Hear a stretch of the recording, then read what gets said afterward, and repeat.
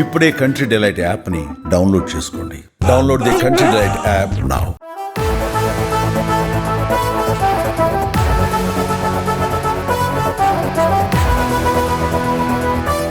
పవన్ కళ్యాణ్ను గెలికేశారు. ఆ గెలికితే ఎట్లా ఉంటుందో చూపించేందుకు రిటర్న్ గిఫ్ట్ ఇవ్వడానికి రెడీ అయ్యాడు హరిహర వీరమల్లు. అవును, ఇప్పటి వరకు తెర వెనక నుంచి వ్యవహారం నడిపించిన భీమ్లా నాయక్ ఇప్పుడు డైరెక్ట్ అయ్యారు. తనకు రిటర్న్ గిఫ్ట్ ఇచ్చిన ఇండస్ట్రీకి అసలు సినిమా చూపిస్తానని వార్నింగ్ ఇచ్చారు. పవన్ గ్యారేజ్ ఓపెన్, ఇచ్చట అన్ని రిపేర్లు చేయబడను అన్నట్లుగా పవన్ వార్నింగ్ ఇచ్చారు. టోటల్గా తెలుగు సినీ పరిశ్రమలో పవనిజం కమింగ్ సూన్ అని సాలిడ్గా సంకేతాలు వచ్చేశాయి.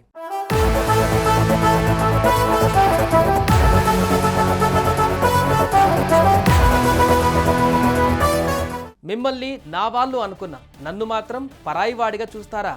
తెలుగు సినిమా నాది అనుకుంటే నా సినిమాకే ఎసరు పెడతారా? ఇండస్ట్రీ నాకిచ్చిన రిటర్న్ గిఫ్ట్కు చాలా చాలా థ్యాంక్స్. నా ఒరిజినల్ సినిమా ఎలా ఉంటుందో ఇకపై చూద్దురు గాని అంటూ చూపుడు వెలుతూ హెచ్చరించారు ఏపీ డిప్యూటీ సీఎం ఉరాఫ్. టాలీవుడ్ పవర్ స్టార్ గాడి తప్పిన ఇండస్ట్రీకి రిపేర్లు చేయడానికి ప్రణాళికలు కూడా సిద్ధంగా ఉన్నట్లు చెప్పేశారు. తన సినిమా విడుదలకు ముందు థియేటర్లు బంద్ అంటున్న ఆ నలుగురికి గట్టి వార్నింగ్ ఇచ్చారు. తెలుగు చిత్రసీమ తనకు మంచి రిటర్న్ గిఫ్ట్ ఇచ్చిందని, అందుకు కృతజ్ఞతలు అంటూ సెటర్ వేసిన పవన్ కళ్యాణ్ ఏపీలో టాలీవుడ్కు పరిశ్రమ హోదా కల్పించి ప్రోత్సాహం అందించేందుకు కృషి చేస్తుంటే తెలుగు సినీ రంగంలో ఉన్నవారికి ప్రభుత్వం అంటే కనీస మర్యాద, కృతజ్ఞత కనిపించడం లేదని ఆగ్రహం వ్యక్తం చేశారు.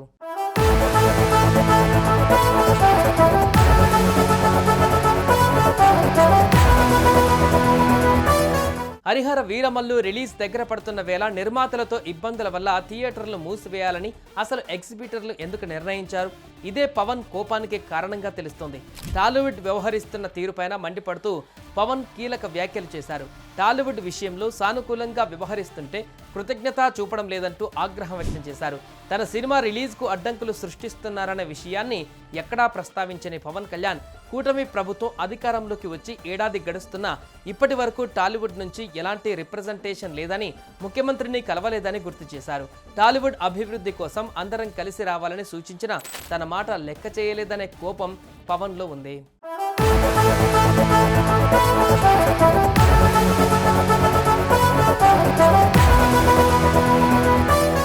ఇక రిటర్న్ గిఫ్ట్ ఇచ్చేందుకు పవన్ కళ్యాణ్ రెడీ అయ్యారు. సినిమా రంగానికి పరిశ్రమ హోదా ఇచ్చేందుకు ఆలోచనలు చేస్తున్న పవన్ కళ్యాణ్ తెలుగు సినిమాకి చెందిన కొందరు ఇచ్చిన రిటర్న్ గిఫ్ట్కు కూడా తగిన విధంగానే స్వీకరించాలని నిర్ణయించారు.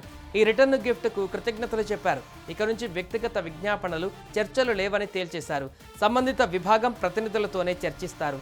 ఇక వాటినే సంబంధిత విభాగాలకు పంపిస్తారు. రాష్ట్రంలో కూటమి ప్రభుత్వం పర్యాటక రంగానికి పరిశ్రమ హోదా ఇస్తూ పాలసీని ప్రకటించింది.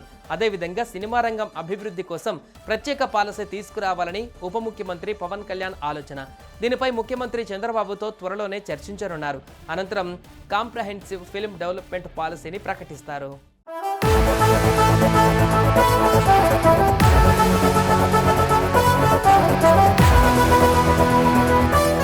మరోవైపు రాష్ట్రంలో మల్టీప్లెక్స్లు ఎన్ని ఉన్నాయి అనే విషయం పైన పవన్ ఫోకస్ పెట్టినట్టుగా తెలుస్తుంది. రాష్ట్రంలో మల్టీప్లెక్స్ స్థాయి సినిమా హాల్స్ ఎన్ని ఉన్నాయో తెలియజేయాలని ఇప్పటికే సినిమాటోగ్రఫీ శాఖ అధికారులను నివేదిక అడిగారు. కొన్ని పట్టణాలలో సింగిల్ థియేటర్లను కూడా 2-3 స్క్రీన్లుగా విభజించి మల్టీప్లెక్స్ విధానంలో నడుపుతున్నారు.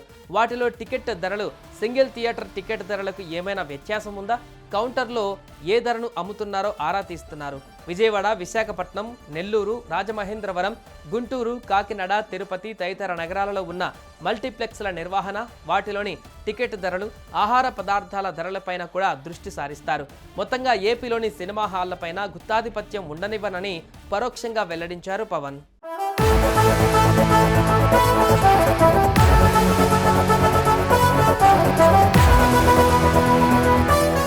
సుమన్ టీవీలో మీ పర్సనల్ అండ్ బిజినెస్ ప్రమోషన్స్ కోసం కింది నెంబర్కి కాంటాక్ట్ చేయండి.